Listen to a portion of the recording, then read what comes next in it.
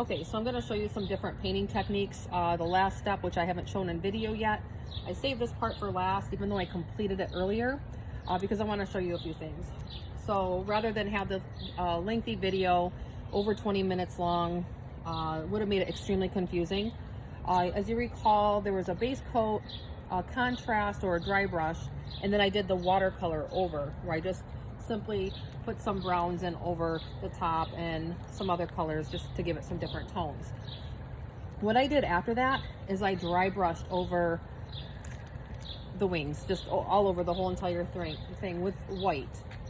And then I allowed it to completely dry again. And then I did the same thing all over. And it doesn't matter. The whole thing is you can just experiment. I still experiment. I'm learning different things. So on this here, I can take the black and just get a little on there. And this is just going to come off anyway. And then I can just streak it on like so.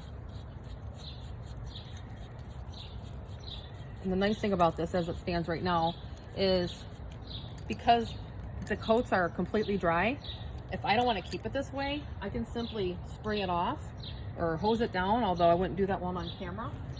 So it'll just wash right off, leaving the finish from prior to. So this is a good way for you to experiment. And that's the whole idea of this part here and why I saved it like this.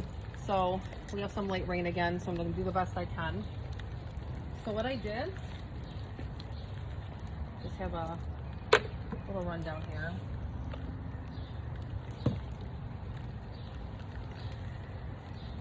See if I can find the paint I'm looking for, and I can't. Okay, well that's not going to work.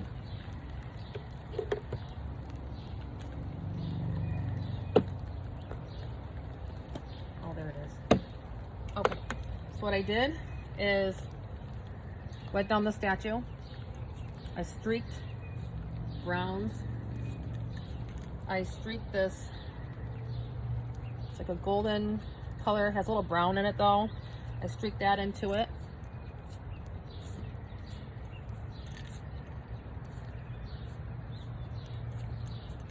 This is what gave me some different tones. So you see there's black, there's some of this lighter goldish brown color, then there's the actual brown. And this is what you can experiment with. And if at any point you don't like it, you can simply just rinse it off. So that's why I wanted to show you this. Let's see, another thing. So I'm gonna take some watered down white and let me get a little wet here. This is another thing. So you see the varying contrasting tones. Hopefully you can see that. But I can also switch it up a little bit. I'm just adding more paint or less paint depending on what you like, what type of an effect. But I highly recommend experimenting with adding water and using contrasting tones. I actually like it like this, but I'm definitely going to rinse it off, and it is raining. So yeah, I actually really like it like this. I'll still rinse it off because I'll play with it more another day, but that gives you an idea there. So just like so, it gives it different tones. And then you can run the brush across too and just let it set like that as well. I actually like this, and if I wanted to soften up the front part, I can do that. Just water down. I just want you to see how this can change. It completely change the entire look just by putting the application a little heavier. So this is watered down paint, but it's not heavily watered down. Not as much as in the original video when I did my first wash over. So, I mean, aside from the fact that it's uneven here, I actually kind of like it.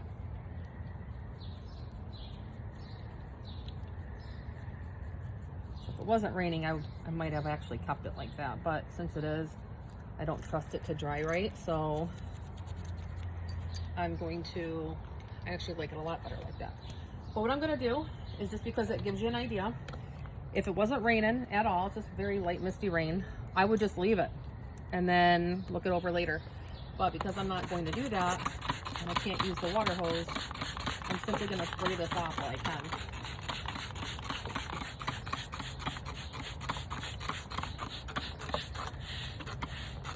Because I allowed that to completely dry before, I'm going right back to what it was.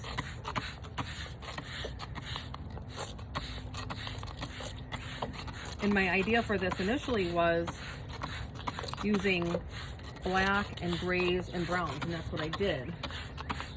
So now it's just a matter of how much of it you want to use and experimenting with the different colors.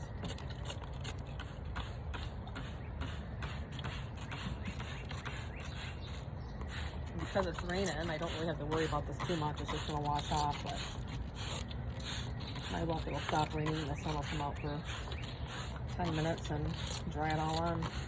So I'm not going to take any chances. It doesn't take long to switch up. So yeah, you can do that with any colors.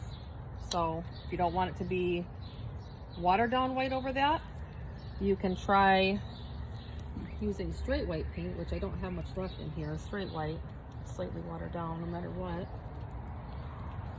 But if you use straight paint and you dry brush it on, like I said, it is a bit wet.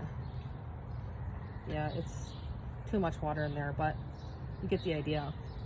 But you can still see undertones, which is really neat. Basically just did the same thing again, but anyhow, that gives you an idea, and hopefully that helps. Let me know what you think. It's a lot of fun, the painting part and working with the different undertones. That's why I do it this way. Maybe you're not going to be a fan of it, that's fine. There's no right or wrong way. I just show my method and explain my reasons for doing so, and if it's helpful, great, and if not, that's fine too. I've seen people spray paint their statues, and I mean, each their own. So I'm gonna leave it at this here, and I have a feeling tomorrow I'll probably come back out and add some weight to it. I really like that. But that's it. Hopefully that helps and give you an idea. And you'll just have to let me know. I'll continue on with the videos with some other pieces, but this is a really good piece to explain some experimenting. So thank you for watching.